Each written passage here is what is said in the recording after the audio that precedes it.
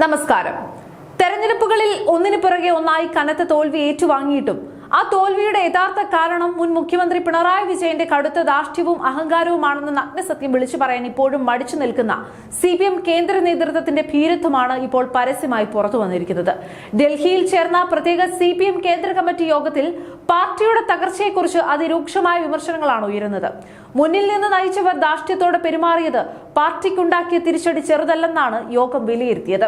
ഈ അഹങ്കാരം പാർട്ടിയുടെ പൊതുശൈലിയായി വോട്ടർമാർ വ്യാഖ്യാനിക്കുന്ന സാഹചര്യമുണ്ടായി. ദീർഘനാളായി അധികാരത്തിന് പുറത്തു നിൽക്കുന്ന ബംഗാളിൽ പോലും നേതാക്കൾ വലിയ ധാർഷ്ട്യത്തോടെയാണ് പെരുമാറുന്നത്. ഇത് കമ്മ്യൂണിസ്റ്റ് രീതിയല്ലെന്നും പാർട്ടിക്കൊപ്പം നിന്നിരുന്ന പല വിഭാഗങ്ങളെയും അകറ്റാൻ മാത്രമേ ഇത് കാരണമായിട്ടുള്ളൂവെന്നും യോഗത്തിൽ വിമർശനങ്ങൾ ഉയർന്നു. പ്രവർത്തന ശൈലി പാടെ പിഴച്ചെന്നും സാധാരണ തിരുത്തൽ നടപടികൾ കൊണ്ടൊന്നും ഇനി പാർട്ടി രക്ഷപ്പെടാൻ പോകുന്നില്ലെന്നുമാണ് കേന്ദ്ര കമ്മിറ്റിയിലെ പൊതുവികാരം. പ്രവർത്തന ശൈലിയിൽ കാര്യമായ മാറ്റം വരുത്തണമെന്നും വോട്ടർമാരെയും അനുഭാവികളെയും കൂടുതൽ അടുപ്പിച്ചു നിർത്തണമെന്നും കേന്ദ്ര കമ്മിറ്റി നിർദ്ദേശിക്കുന്നുണ്ട്. വോട്ടർമാരുമായി യാതൊരുവിധ ബന്ധവുമില്ലാത്ത വെറുമൊരു യന്ത്ര സംവിധാനമായി പാർട്ടി മാറരുതെന്നും എല്ലാവരിലേക്കും ഇറങ്ങിച്ചെല്ലാൻ കഴിയണമെന്നും യോഗം ഓർമ്മിപ്പിച്ചു. പ്രത്യേകിച്ച് കേരളത്തിൽ സ്ഥാനാർത്ഥി നിർണയത്തിൽ കനത്ത പാളിച്ചകളാണ് ഉണ്ടായത്. ഈ സ്ഥാനാർത്ഥി നിർണയത്തെ ചൊല്ലി താഴെത്തട്ടിൽ നിന്ന് ഉയർന്ന ന്യായമായ പരാതികളെ പോലും പരിഹാസപൂർവ്വമാണ് കേരളത്തിലെ ഉന്നത നേതൃത്വം കണ്ടതെന്ന കടുത്ത വിമർശനവും യോഗത്തിൽ അലയടിച്ചു. തദ്ദേശ തെരഞ്ഞെടുപ്പ് തോൽവിക്ക് പിന്നാലെ ചില തിരുത്തൽ നടപടികൾ ആവിഷ്കരിച്ചെങ്കിലും അതൊന്നും അടിത്തട്ടിൽ നടപ്പായിട്ടില്ലെന്നാണ് കേന്ദ്ര നേതൃത്വത്തിന്റെ കണ്ടെത്തൽ. പാർട്ടിക്കുണ്ടായ അമിത ആത്മവിശ്വാസമാണ് വിനയായത്.